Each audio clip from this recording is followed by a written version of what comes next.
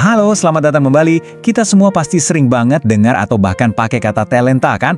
Tapi pernah kepikiran gak sih kalau satu kata yang kelihatannya biasa ini ternyata menyimpan kunci buat memahami hidup, iman, dan bahkan tanggung jawab kita?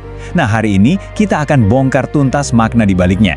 Coba deh, saya tanya, kalau dengar kata talenta, apa sih yang langsung muncul di benak kita? Mungkin bakat nyanyi, jago gambar, atau jago olahraga? Kelihatannya simpel banget kan? Tapi, gimana kalau saya bilang kalau kata yang kita anggap biasa ini sebetulnya lahir dari sebuah perumpamaan kuno? Sebuah cerita yang ternyata mengubah total cara kita memandang kemampuan diri kita. Dan ya, kisah di baliknya itu jauh lebih dalam dari yang kita bayangkan. Oke, yuk kita mulai telusuri bareng-bareng. Biar bener-bener paham, kita harus mundur jauh ke akarnya. Ternyata, arti talenta yang kita kenal sekarang sebagai bakat atau skill, itu asal-usulnya langsung dari satu cerita di dalam kitab suci.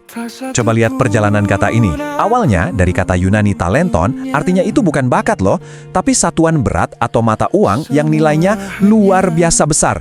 Coba bayangin, satu talenta itu bisa setara dengan gaji kerja selama 20 tahun. Gede banget kan? Kata ini lalu diserap ke bahasa Latin, jadi talentum, terus menyebar ke seluruh Eropa. Tapi pertanyaannya, kok bisa kata yang artinya uang jadi berarti kemampuan? Nah, itu semua gara-gara satu cerita yang bakal kita bedah sekarang.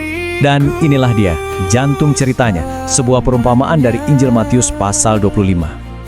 Kisah inilah yang jadi ibu kandung dari kata talenta yang kita pakai sampai sekarang. Ceritanya tuh simpel tapi dalam banget. Ada seorang tuan kaya yang mau pergi jauh. Sebelum berangkat, dia panggil 3 hambanya. Terus dia titipin hartanya dalam bentuk talenta. Nah, 2 hamba yang pertama ini gerak cepat. Mereka putar uangnya, investasi, dan berhasil melipat gandakan titipan tuannya. Tapi, hamba yang ketiga ini beda. Dia takut. Dia pilih jalan paling aman. Gali lubang, terus kubur talentanya di tanah. Waktu tuannya pulang, 2 hamba pertama dapat pujian, tapi teguran super keras justru jatuh pada hamba yang gak ngapa-ngapain ini. Nah, biar kita benar-benar ngerti kenapa si tuan ini marahnya sampai segitunya, kita perlu lihat cerita ini dari kacamata hukum dan teologi Yahudi kuno. Ada satu konsep kunci yang membuka semuanya. Konsep itu namanya pikadon. Di dalam bahasa Ibrani, ini artinya titipan. Dan kata ini mengubah segalanya. Jadi, talenta-talenta itu bukan hadiah yang jadi milik para hamba. Bukan, itu adalah amanah. Sebuah kepercayaan yang harus mereka kelola, kembangkan, dan nantinya pertanggungjawabkan. Dan disinilah cakupannya jadi luar biasa luas. Prinsip pikadon ini ternyata nggak cuma berlaku buat uang atau harta. Dalam tradisi Ibrani, konsep ini meluas sampai ke hal yang paling dasar, bahwa hidup kita sendiri adalah sebuah titipan dari Sang Pencipta. Logikanya gini, kalau ada pikadon atau titipan, ya pasti ada shomer, si penjaganya kan? Nah, inilah peran kita. Kita ini bukan pemilik mutlak atas hidup kita, tapi kita adalah para penjaga yang dipercaya untuk mengelola semua yang sudah diamanahkan. Oke, sekarang kita balik lagi ke hamba ketiga tadi. Mari kita bedah lebih dalam apa sih kesalahan fatalnya, karena kegagalan dia ini bakal mengungkap apa dosa yang sesungguhnya dalam cerita ini. Bedanya itu kayak langit dan bumi. Di satu sisi ada tindakan, mereka aktif, produktif, berani ambil resiko buat ngembangin amanah. Di sisi lain ada kelumpuhan, pasif, dikendalikan rasa takut, dan akhirnya milih buat diem aja, nggak melakukan apa-apa.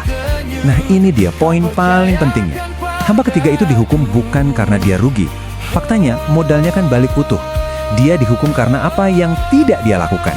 Dosanya adalah kelalaian, ketidaktaatan untuk mengembangkan potensi yang sudah ada di tangannya. Dan ini tuh bukan kelalaian biasa loh. Dalam hukum rabbinik, ini ada istilahnya sendiri, pesiah, yang artinya kelalaian berat. Jadi ini bukan kesalahan kecil, ini pelanggaran serius terhadap sebuah amanah yang murni terjadi karena kegagalan untuk bertindak. Dari sini kita bisa tarik benang merahnya ke sebuah ide yang jauh lebih besar lagi. Perumpamaan ini ternyata juga sedang bicara soal hakikat iman itu sendiri. Dr. Bambang Nursena merangkumnya dengan sangat indah. Menurut beliau, iman yang lebih sempurna tak berikrar saja, tapi iman yang berbuah kebaikan bagi semua. Artinya apa? Iman sejati itu bukan keyakinan yang pasif, yang diam di dalam hati. Iman sejati itu bergerak, menghasilkan sesuatu yang nyata, dan membawa kebaikan.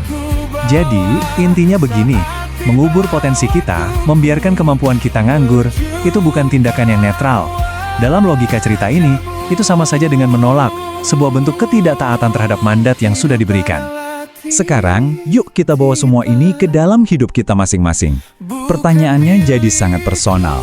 Apa pikadon atau titipan yang ada di tangan Anda saat ini? Karena talenta kita di zaman sekarang bukan lagi koin emas kan? Coba deh pikirin, waktu yang Anda punya setiap hari, itu talenta. Keahlian di pekerjaan Anda, kesempatan-kesempatan yang datang, bahkan teman-teman dan jaringan Anda, semua itu adalah talenta. Kesehatan dan energi yang kita miliki, itu semua adalah bentuk pikadon, titipan yang sangat berharga. Dan pemahaman ini langsung merobohkan tembok pemisah antara yang rohani dan yang sekuler. Semua profesi, apapun itu, bisa jadi sarana ibadah, atau dalam bahasa Ibrani disebut avoda. Dokter yang merawat pasien, pengusaha yang buka lapangan kerja, guru yang mendidik, semua itu sedang melayani dengan talenta mereka. Jadi kita sampai di ujung pembahasan. Perumpamaan ini mengajak kita semua buat menggeser fokus kita. Ternyata, pertanyaan terpenting dalam hidup itu bukanlah berapa banyak yang saya punya, atau kenapa punya saya nggak sebanyak orang lain. Bukan. Pertanyaan yang sesungguhnya, yang paling mendasar adalah, apa yang sedang saya lakukan dengan apapun yang telah dipercayakan kepada saya? Sebuah pertanyaan yang kayaknya pas banget buat kita renungkan.